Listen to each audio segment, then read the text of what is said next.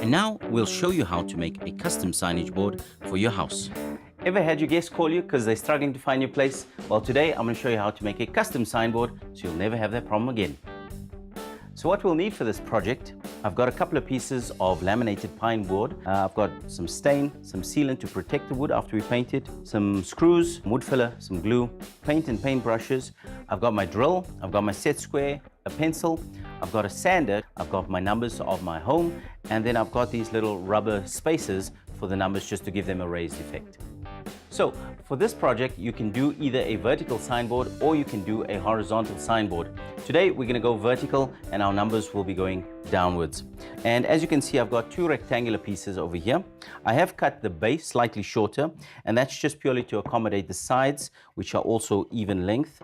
And you can see it's exactly the width of each of the sides that I've cut out. So first up, we're going to do some pilot holes, add some glue and screw it together.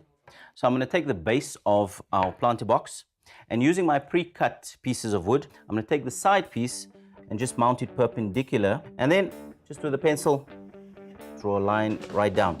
So now I know when I drill my pilot holes, I'll be able to drill right through into the side piece.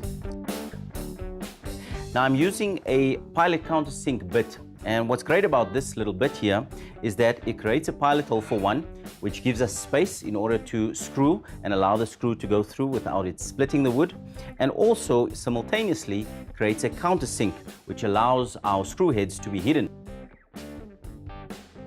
I'm going to place each of my wood pieces on a piece of scrap wood. What's important about that is when I actually drill my pilot hole, it stops the wood splitting out at the bottom. Great, all of our pilot holes are done. Now it's time to assemble. First, I'm going to take some glue and add it onto the edge, and then I'm going to secure with a couple of screws. Now the beauty of these screws, they're self-tapping, so they pull themselves tight.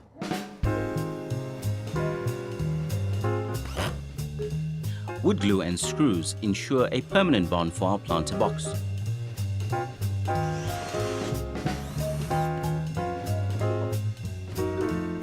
Remember to use waterproof glue if your project will have to endure moisture. Awesome, so now we've got all our screws in place. What we're going to do is take some wood filler and seal up the holes. I've chosen a wood filler that matches the color of the wood, but it doesn't really matter in this case because we're going to paint it anyway. I'm going to set this aside so it can dry, but before that, I'm going to place it on my backing board and mark out exactly where it's going to go. I've got to consider the plants that I want to put in here. I've got a fairly tall size plant. I've also got to consider where I'm going to place my numbers. So I'm going to measure out the total distance here and take a look. Yeah. And I think I'm going to use about 2.5 centimeters on each side just to get it bang on center. Perfect. On the bottom side, I'm going to use about 5 centimeters just to raise it up. Now I'm going to mark out with a pencil on each of the lines so that we can prepare to do our pilot holes.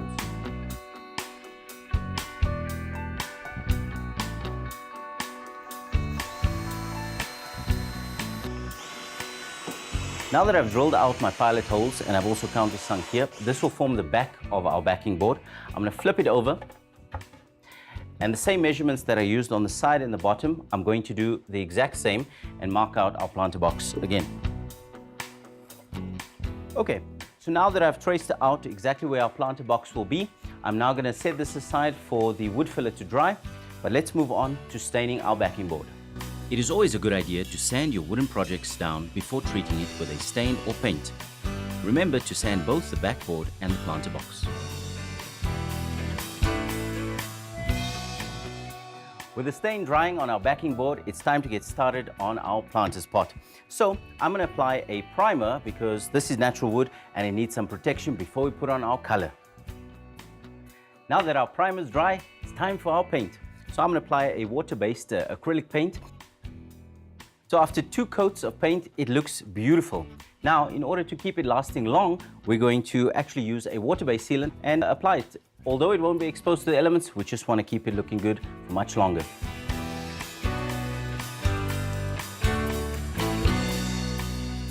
Great, with our sealer dry now, we're going to assemble, which is the fun part.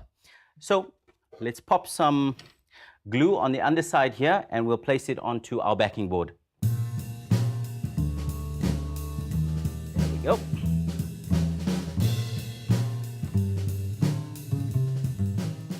Now, I've left some faint lines on the backing board so I can place it perfectly in line, and then after that, we'll screw from the underside to make sure that it's secure.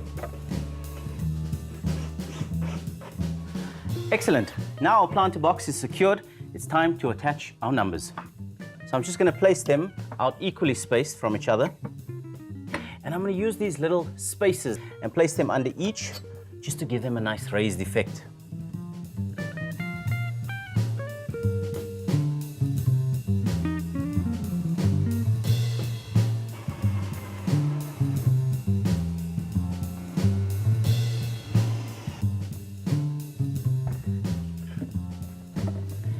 And there you have it. It looks stunning. Now the only thing you're probably wondering is, how am I going to mount it to the wall? My recommendation for this particular project and size is 4 screws in each corner to securely mount it to the wall. You could also use a picture frame hanging set or even a keyhole hook, 2 on each of the sides here on top, and there you go.